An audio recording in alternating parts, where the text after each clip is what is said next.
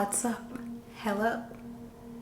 Welcome back to another episode of Coffee and Creepy.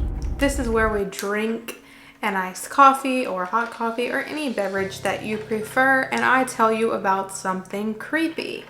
Today, I am going to tell you about the forest and town, ghost town, so haunted that it is literally illegal to go there. Before I begin, I need to give a disclaimer. Like I just said, this place is illegal to enter. The forest, the ghost town, it is all private property. It is blocked. Well, it's not completely blocked off, but there's no trespassing signs everywhere. It is very dangerous.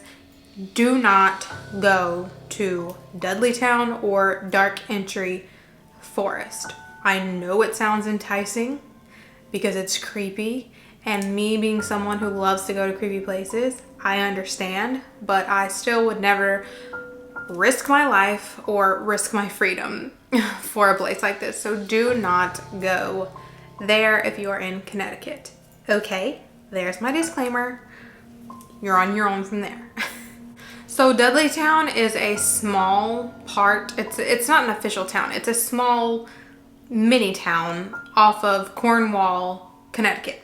Now this place has experienced an insane amount of bad luck since like 1747. There's been insanity, murder, suicides, and most prominent, it's supposedly completely haunted with demonic creatures or like shadow figures. Just terrifying. Some people think that the bad luck is to blame on Dark Entry Forest, which surrounds Dudleytown, and it is actually the way you have to get into Dudleytown. I'm pretty sure it's the only way. As far as I know from the research that I did, it is the only way in. You have to go in through the opening in Dark Entry Forest and get up in there to go to Dudleytown, which again, I said, do not do that. Now, some people think it was cursed by Native Americans because it was a burial ground. Well, I guess it still is, because a burial ground is forever a burial ground. So yeah, it's a burial ground. So they do believe that the land was cursed, which is where all the dark creatures or, dark entities come from. Now this town only had a maximum of 26 families at its most populated, but they literally dropped like flies at an insane rate. People have been claiming for decades to see these dark creatures in the forest, and it's believed that the people that see these creatures, or in my opinion, these demons, go insane. Some of them even join these entities or demons in the forest and never return. Now, Dudleytown got its name from an actual family of men with the last name Dudley. There were 3 brothers. In 1747, a parcel of land was sold to a man named Gideon Dudley and his 2 other brothers. Almost immediately creating this Dudleytown, the curse was pretty obvious. The crops just weren't freaking happening. And at that time, you rely on your crops to live, to make money, to eat in general, and they were all failing. And the winter was just absolutely brutal. The soil was just not having it. They literally had to rely on timber. Now, on top of the crops failing terribly, the residents just started having crazy accidents. They were going insane and dying and getting murdered and unaliving themselves. One of the first victims of the Dudleytown curse or Dudleytown was Nathaniel Carter. He had moved to Dudleytown, him and his wife, and he had an infant, and he went out of town on a work trip, and his wife and child were brutally murdered. So when he got back, experienced that, he left and went back to New York, and then he was soon after murdered too. Now, Abiel, I don't know how to say his name, Dudley, the brother of Gideon, one of the brothers, He did live until 90 years old, but he died from insanity. Now, he had a friend named Gershon Hollister, and it was said that he was killed by falling to his death from while he was building a barn for a friend, but the friend says that he got killed by an animal from that forest, and the friend also went insane. Now, a woman named Sarah Faye One was literally struck by lightning in her own front yard, and of course her husband was so devastated by this that he also lost his mind. He went insane. Now, one of the most known incidents was, well, not incident, tragedy, I would say, is a woman named Mary Cheney. She was the wife of, at that time, the presidential nominee Horace Greeley. He was actually to run against Ulysses S. Grant. She actually unalived herself a week before his election, and of course he lost, and the curse is believed to be the reasoning for both awful things.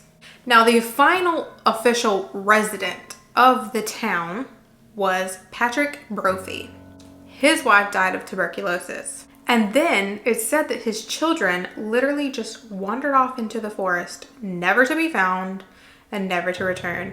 And shortly after, it was the same for Patrick. He wandered off into the forest and he was never seen, never found, never returned.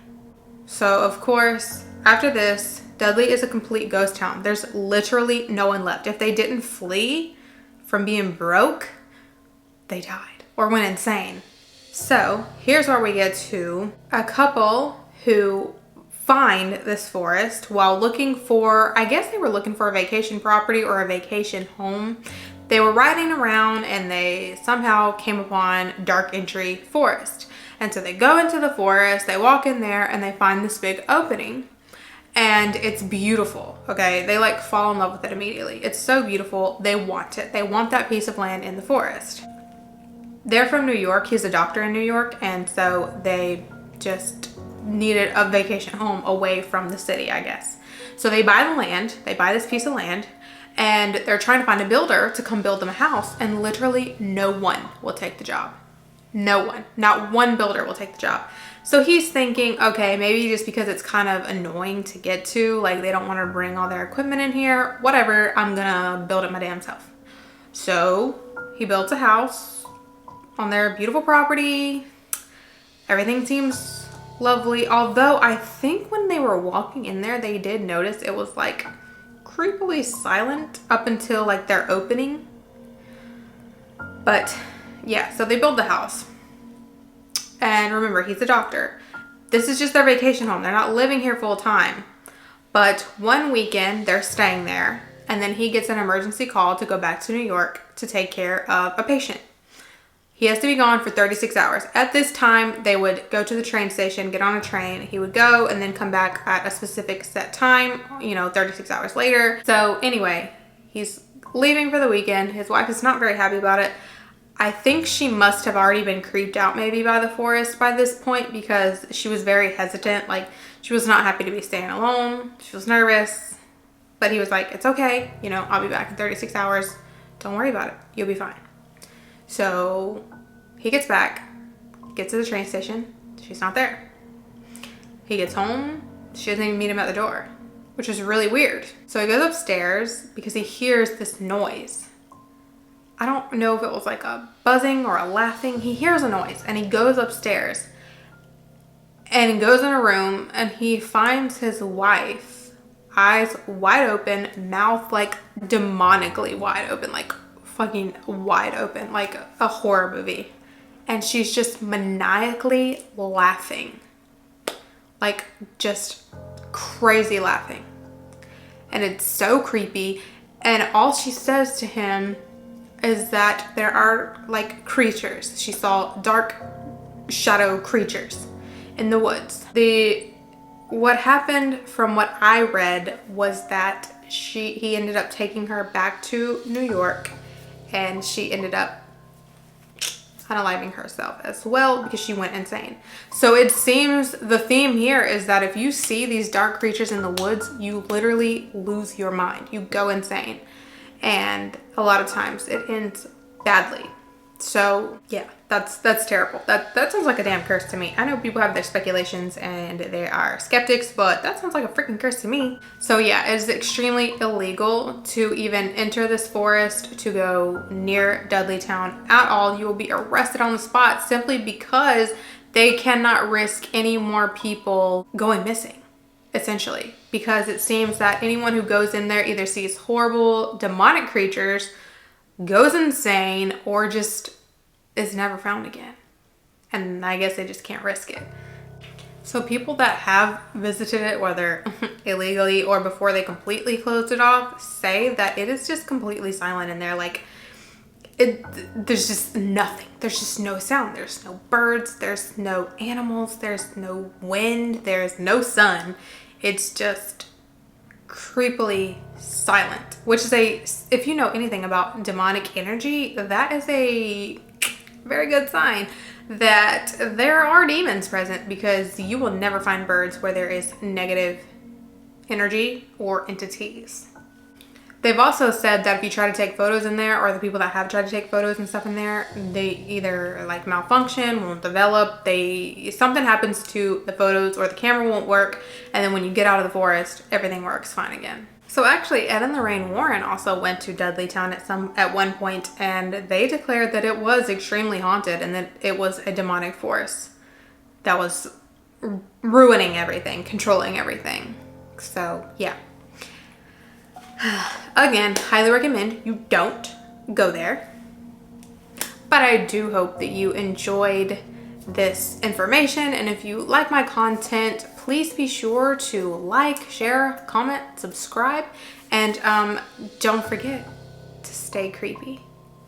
Bye.